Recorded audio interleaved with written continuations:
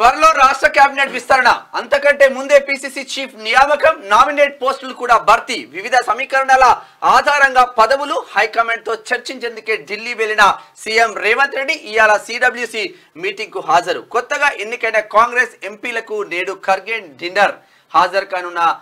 రేవంత్ రాష్ట్ర ఎంపీలు ఇక ఎమ్మెల్సీ తీన్మార్ మల్లన్న కూడా హాజరయ్యే అవకాశాలు కనిపిస్తున్నాయి త్వరలో రాష్ట్ర మంత్రివర్గ విస్తరణ జరుగుతుందని కాంగ్రెస్ లో జోరుగా ప్రచారం జరుగుతుంది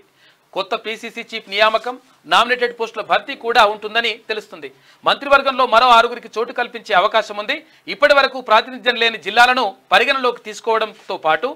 నేతల సీనియారిటీ సామాజిక సమీకరణాలు ఇటీవల జరిగిన ఎంపీ ఎన్నికల్లో ఎమ్మెల్యేల పనితీరు ఆధారంగా కేబినెట్ బెర్తులను భర్తీ చేసే ఛాన్స్ ఉంది ఈ అంశాలపై పార్టీ హైకమాండ్ తో చర్చించి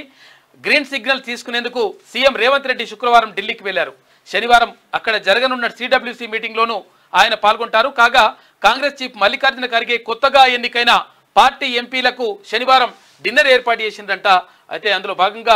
దీపాదాస్ మున్షి గారు కూడా రాష్ట్ర కాంగ్రెస్ వ్యవహారాల ఇన్ఛార్జ్ దీపాదాస్ మున్షి గారు కూడా తీన్మార్ మల్లన్న గారికి తో మాట్లాడడం జరిగింది తర్వాత మీరు కూడా వస్తే అంటే తీన్మార్ మల్లన్న నువ్వు కూడా వస్తే బాగుంటుంది అందరు ఎంపీలు వచ్చిండ్రు వాళ్ళందరూ వచ్చిండ్రు కాబట్టి అందులో నువ్వు కూడా ఉంటే బాగుంటుంది అని చెప్పేసి ఆమె అన్నదంట అందులో భాగంగానే ఢిల్లీ వెళ్తున్నట్టుగా తెలుస్తూ ఉంది మొత్తం మీద అంటే ఆరుగురు ఇంకా పెండింగ్ లో ఉంది 6 మంత్రి పదవులు తెలంగాణ రాష్ట్రంలో రావాల్సింది ఎడ్యుకేషన్ మినిస్టర్ ఖాళీగా ఉంది ఇక్కడ హోం ఖాళీగా ఉంది దాంతో పాటు పిసిసి ఇప్పుడు పిసిసి సీఎం 2 తన రేవంత్ రెడ్డి చేతుల్లో ఉంది కాబట్టి పిసిసి ఏర్పాటు చేసిన తర్వాత 6 మంత్రి పదవుల్లో లక్కీ ఫెలోస్ ఎవరో చూద్దాం కాంగ్రెస్ పార్టీ రాష్ట్ర అధ్యక్షునిగా మరి ఎవరు ఉంటారు అంటే ఆ విషయం తర్వాత ఇంకోటి ఏంటంటే కొన్ని జిల్లాలకు ప్రాతినిధ్యం లేదు అంటే ఉమ్మడి జిల్లాలకు సంబంధించి మంత్రులకు సంబంధించినటువంటి ప్రాతినిధ్యం లేదు అయితే ఆ జిల్లాలకు కూడా ప్రాధాన్యత కల్పించాలని చెప్పేసి భావిస్తా ఉన్నారు